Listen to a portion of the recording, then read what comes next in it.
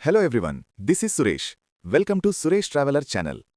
మనమిప్పుడు దక్షిణ భారతదేశంలోని పవిత్రమైన క్షేత్రాలలో ఒకటి రామనాథస్వామి టెంపుల్, రామేశ్వరం. ఇది తమిళనాడు రాష్ట్రంలోని పాంబన్ ద్వీపంలో ఉంది. హిందూ మతంలో అత్యంత పవిత్రమైన యాత్రలలో ఒకటైన చార్ధామ్ యాత్రలో రామేశ్వరం కూడా ఒకటి. ఆలయ విశిష్టత. ఈరోజు మనం చూసే రామనాథస్వామి టెంపుల్ ప్రపంచంలోనే అత్యంత అద్భుతమైన దేవాలయాలలో ఒకటి. ప్రపంచంలోనే పొడవైన ఆలయ కారిడార్, సుమారు 1200 మీటర్ల పొడవు, 1000కి పైగా స్తంభాలు, అద్భుతమైన శిల్పకళ. అగ్నితీర్థం. ఆలయం దగ్గర సముద్రంలో ఉన్న పవిత్ర స్థలం అగ్నితీర్థం. ఇక్కడ స్నానం చేస్తే పాపాలు పోతాయని నమ్మకం. ప్రతిరోజూ వేలాది భక్తులు ఇక్కడ స్నానం చేస్తారు. ఇక్కడ లక్ష్మణ్ తీర్థం మరియు గుడి ఉంటుంది, మరియు రామతీర్థం కోనేరు. ఆలయం కూడా చాలా బాగా ఉంటుంది. నటరాజస్వామి ఆలయం. అలాగే విగ్రహం కూడా ఉంటుంది. చూడడానికి 2 కళ్ళు సరిపోవు, అంత బాగా ఉంటుంది. పంచముఖి హనుమాన్ టెంపుల్. ఇక్కడ హనుమంతుడు 5 ముఖాలతో ఉన్న విగ్రహం ఉంది. ఇక్కడ ప్రత్యేకంగా రామసేతురాళ్లు, నీటిలో మునగని రాళ్లు చూడవచ్చు. వెంకటేశ్వర ఆలయం కూడా ఉంటుంది, మరియు శ్రీకృష్ణుడు చిటికినవేలుతో గోవర్ధనగిరి లేపడం చూడదగ్గ అద్భుతమైన దృశ్యం. అబ్దుల్ కలాం గారు.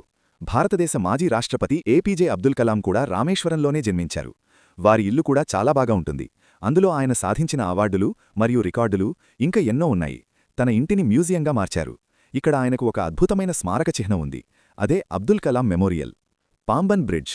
రామేశ్వరానికి వెళ్లే మార్గంలో అద్భుతమైన వంతెన ఉంది. అదే పాంబన్ బ్రిడ్జ్. ఇది సముద్రంపై నిర్మించిన భారతదేశంలోని ప్రసిద్ధ రైల్వే వంతెన. రైలు సముద్రం మధ్యలో వెళ్తున్నప్పుడు చూడడానికి చాలా అద్భుతంగా ఉంటుంది. ధనుష్కోడి. రామేశ్వరానికి దగ్గరలో ఉన్న అద్భుతమైన ప్రదేశం ధనుష్కోడి. ఇక్కడే రాముడు తన విల్లుతో రామసేతును చూపించాడని చెబుతారు. 1964లో ఒక భారీ తుఫాను వచ్చి ఈ గ్రామం పూర్తిగా నాశనమైంది. అందుకే దీనిని గోస్ట్ టౌన్ అని కూడా అంటారు. చరిత్ర. రామాయణకాలం. త్రేతాయుగంలో అయోధ్యరాజు లార్డ్ రామ తన భార్య సీతతో కలిసి అరణ్యంలో నివసిస్తున్న సమయంలో ఒక పెద్ద సంఘటన జరిగింది. లంకారాజు రావణ సీతమ్మను అపహరించాడు.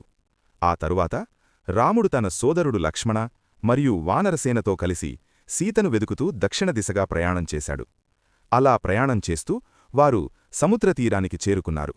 అదే ఈరోజు మనం చూస్తున్న రామేశ్వరం ప్రాంతం. సముద్రం ముందు రాముడు. సముద్రం ముందు నిలబడి రాముడు ఆలోచించాడు, ఈ విశాలమైన సముద్రాన్ని ఎలా దాటాలి? అప్పుడు రాముడు సముద్రదేవుణ్ణి ప్రార్థించాడు. కాని సముద్రం వెంటనే మార్గం ఇవ్వలేదు. అప్పుడు రాముడు తన బాణాన్ని సిద్ధం చేశాడు. భయపడిన సముద్రదేవుడు వెంటనే ప్రత్యక్షమయ్యాడు.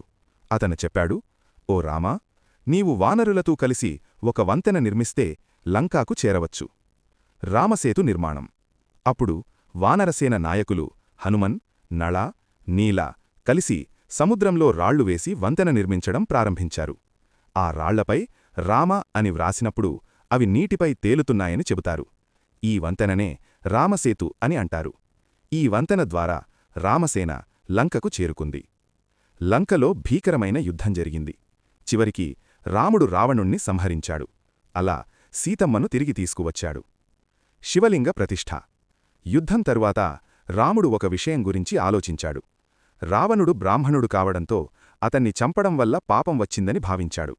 ఆ పాపం పోవాలంటే శివుణ్ణి పూజించాలి అని ఋషులు చెప్పారు. అప్పుడు రాముడు తన భక్తుడు హనుమంతుణ్ణి కైలాసకు పంపి శివలింగం తెమ్మని చెప్పాడు. కాని హనుమంతుడు ఆలస్యంగా వచ్చాడు.